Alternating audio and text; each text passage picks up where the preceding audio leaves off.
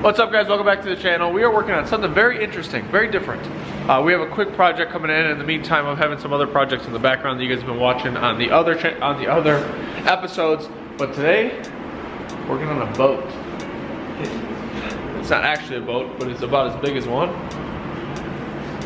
This is a four-door 1964 Galaxie. It says Galaxie 500. I do not know really anything about this other than it's got a 289 small block 4 flat tappet, camshaft, just run-of-the-mill old school stuff with a C4 transmission.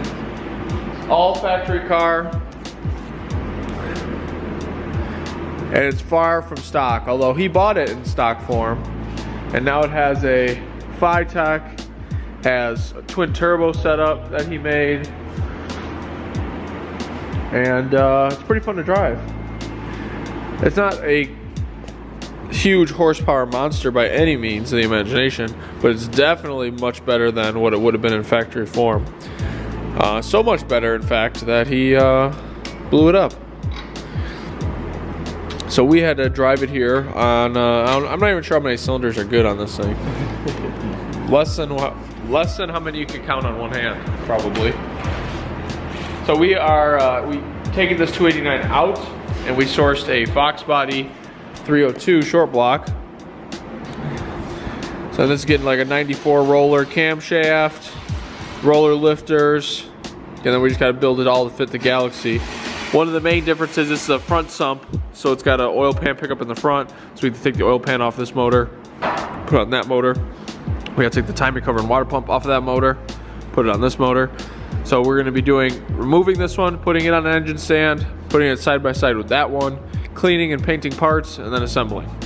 So that's what we'll be doing the next couple days. We're hopefully that we can knock this out today and tomorrow, and it'll be pretty fun. What are you looking for, Dan? Oh, the intercooler mounts. Intercooler location's pretty special. Yeah, I'd say so. Very interesting to get everything. Look at that clearance of that pulley. I think it currently has the rev limiter at like 4,800. Those are rookie numbers. We gotta bump those numbers up. Safety. The roller motor, we gotta spin this thing like 5,500.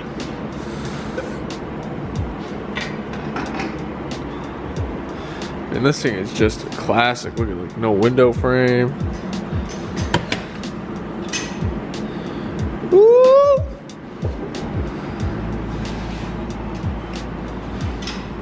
This thing is just OG. No.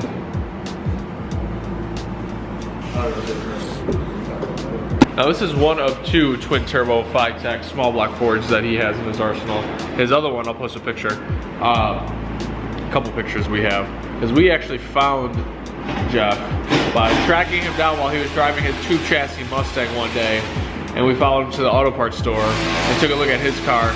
And both of these cars get driven pretty much regularly. He was driving the Mustang every day for the last 9 years. Winter, snow, doesn't matter. And he recently broke the trans in that car. And now that his wife's car, which is this twin turbo Galaxie, is blown up, he needed ASAP to put an engine in it. So he asked us to do it rather than doing it himself. Welcome back to the exciting portion of our show today. Bam! Twin turbo 289 on its way exit.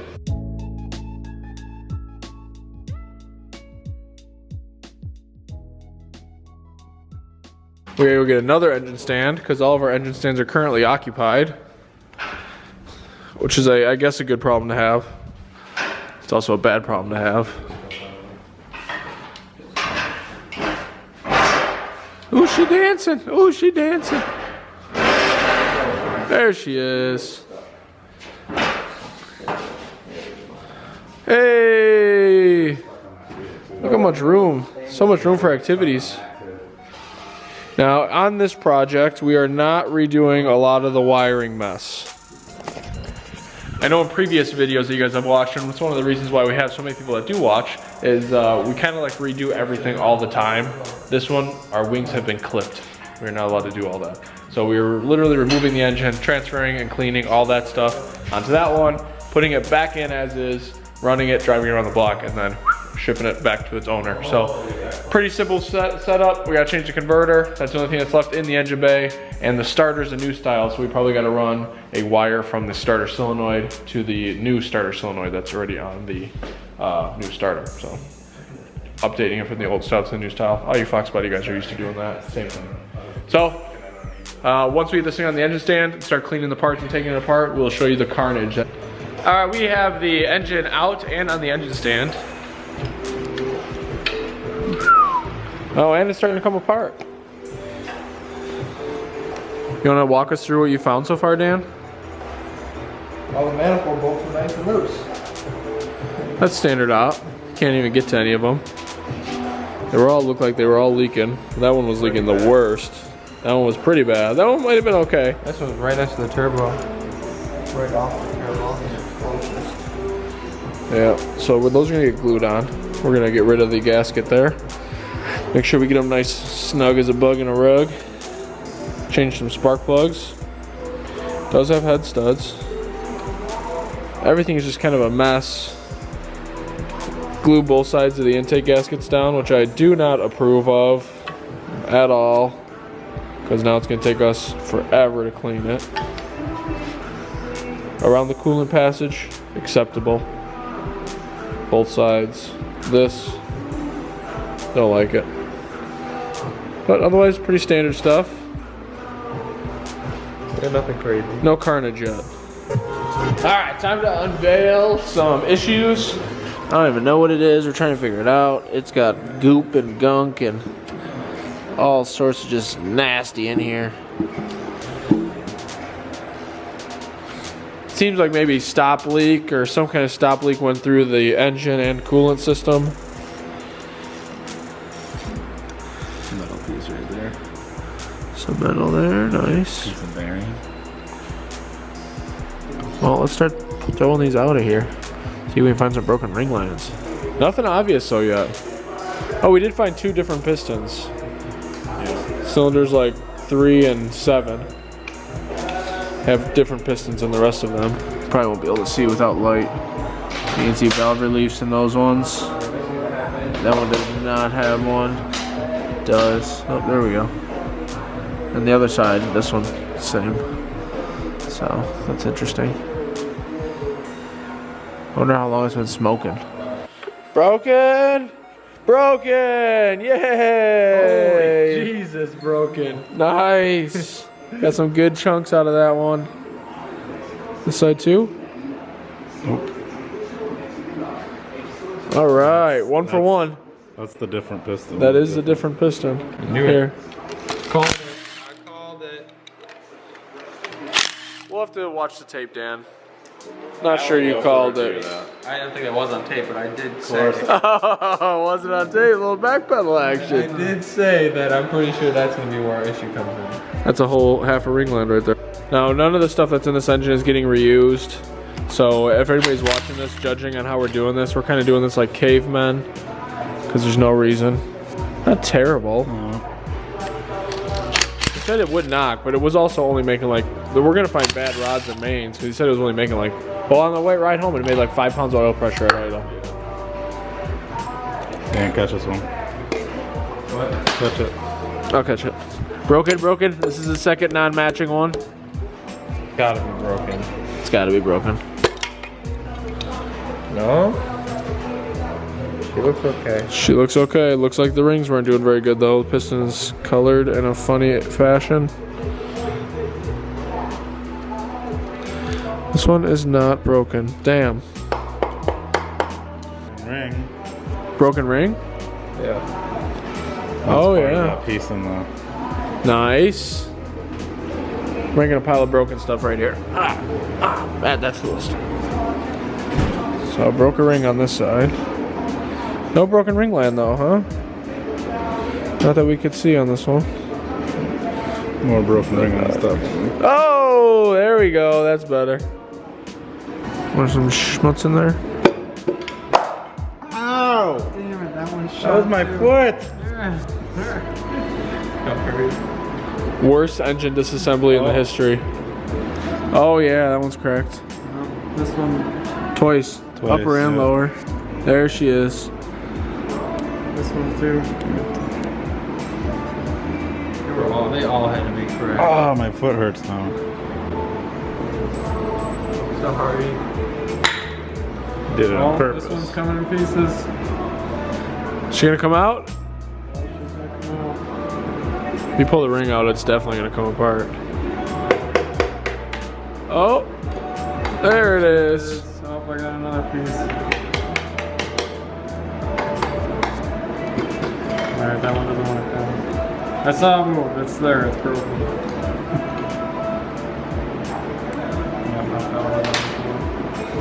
Tearing an engine apart like Neanderthals, finding broken parts, making a mess.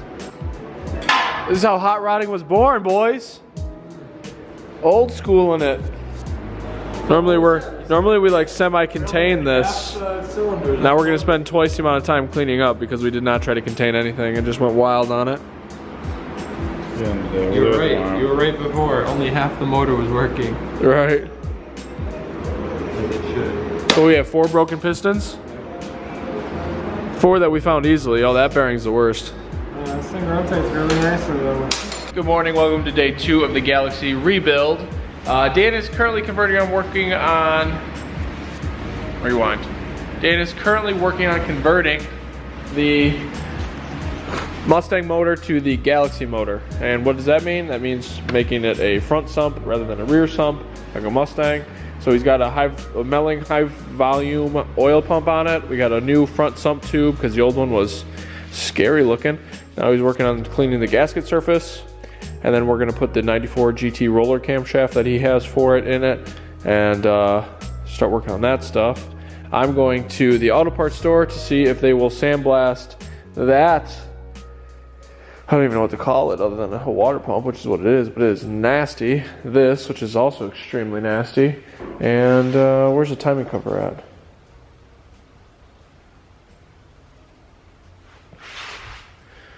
Timing cover's MIA, but that also needs to go. Oh, there's over there. They're all corrody as can be. So we're gonna try to get them all sandblasted. Go from there. And then after that, it's time for reassembly and some paint. We should have bought that blast cabinet. Then we could do the brackets and everything and get carried away with it. What's your opinion on getting carried away with it, Dan? I think it's a testing, so it's different.